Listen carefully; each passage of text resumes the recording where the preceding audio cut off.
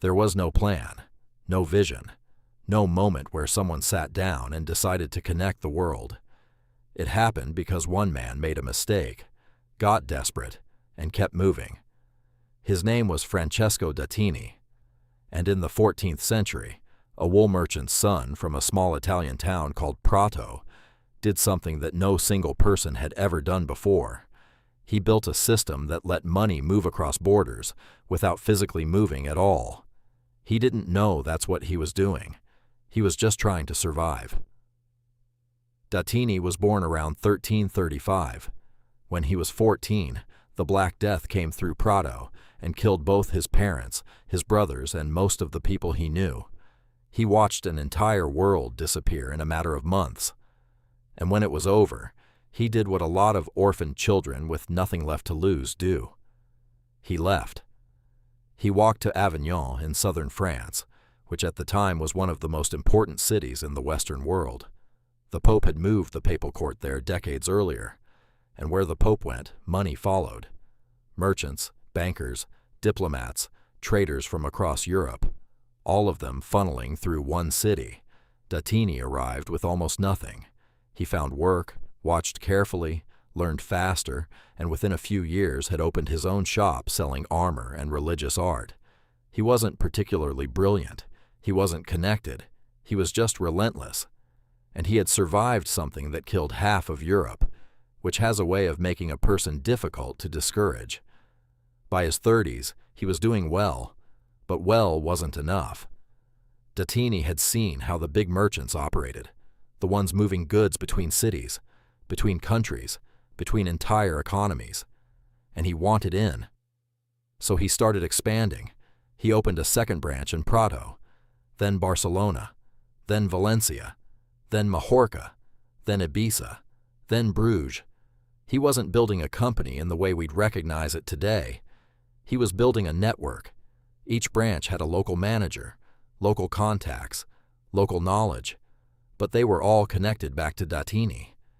And here is where the story gets interesting. Moving goods across medieval Europe was dangerous.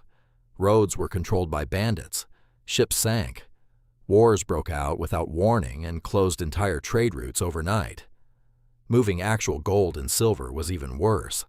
A merchant carrying coin from Florence to London was carrying a target.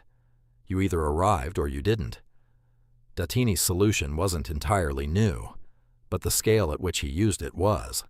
He started using a financial instrument called the bill of exchange. The concept was simple. Instead of physically sending money from one city to another, you wrote a letter. The letter said that a specific amount was owed to a specific person in a specific place on a specific date. The recipient could then collect that amount from a local agent without a single coin ever crossing a border. On paper, it sounds minor. In practice, it rewired everything. For the first time, value could travel faster than the people carrying it. A merchant in Bruges could fund a deal in Venice without waiting months for a ship to deliver gold. Risk could be spread across multiple locations. Losses in one city could be absorbed by gains in another. Credit could flow between people who had never met and would never meet. Datini didn't invent the bill of exchange.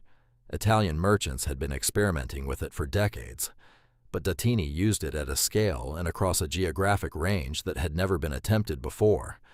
At the height of his operation, he was running branches in 9 cities simultaneously, all exchanging letters, all moving value across borders, all feeding into a single unified ledger that he obsessively maintained from Prato. He wrote everything down. That's the other thing about Datini. He kept records of everything, not just transactions, but letters, thousands of them, to his managers, to his suppliers, to his wife, to his agents. When he died, over 150,000 documents were found in his house. They sat in a sack in a corner for centuries, until historians realized what they were looking at. Those letters are the reason we know so much about medieval commerce. They show how goods moved, how prices shifted, how credit was extended, how disputes were resolved. They show a man managing a proto-multinational enterprise across 9 cities in an era with no telephone, no telegraph, no reliable postal system. Just letters carried by riders and ships, and a man in Prato checking his ledger every night. But the system had a flaw, and Datini knew it. Everything depended on trust. The bill of exchange only worked if the person on the other end honored it. And in a world with no central authority, no international law, no enforcement mechanism that crossed borders, trust was the only collateral that mattered. If your agent in Barcelona disappeared, if your contact in Bruges decided not to pay, you had almost no recourse. Datini's answer was reputation. He spent decades building a name that meant something in every city where he operated. Not just a name for profit, but for honoring debts, for keeping his word, for paying what he owed even when it hurt. His letters show him furious at agents who cut corners, who shaved margins dishonestly, who let small gains damage long-term credibility. He understood something that took the rest of the financial world centuries to formalize, that the system only works when everyone inside it believes it will work. The moment that belief collapses, the money stops moving. Datini died in 1410. He left no children, and in a decision that still surprises historians, he left his entire fortune to the poor of Prato. Not to relatives, not to the church, not to business partners, to the poor. He even set up a foundation to manage the money, which still exists today. Over 600 years later, the institution Francesco Datini created with his own wealth is still operating in the same city where he was born. But his real legacy isn't the foundation. In the decades after his death, the systems he used kept spreading. The bill of exchange became the backbone of European commerce. Banks in Florence, Venice, and Genoa refined it further.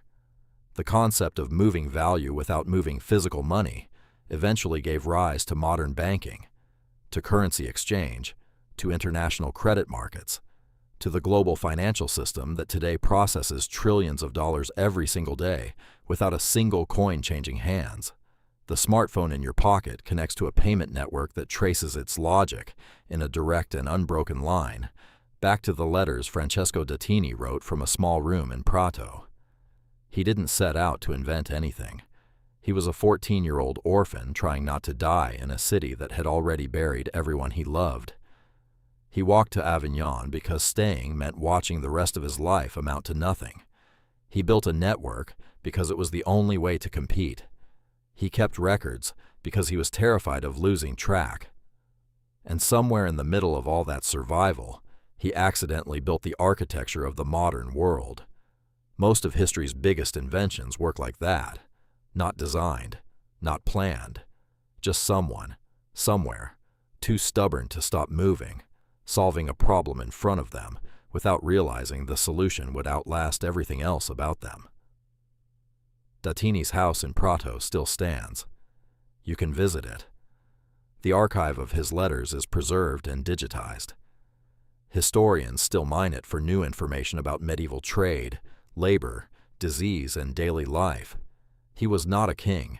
He was not a philosopher. He was a wool merchant's orphaned son who walked out of a plague and kept walking until the world looked different. And it did.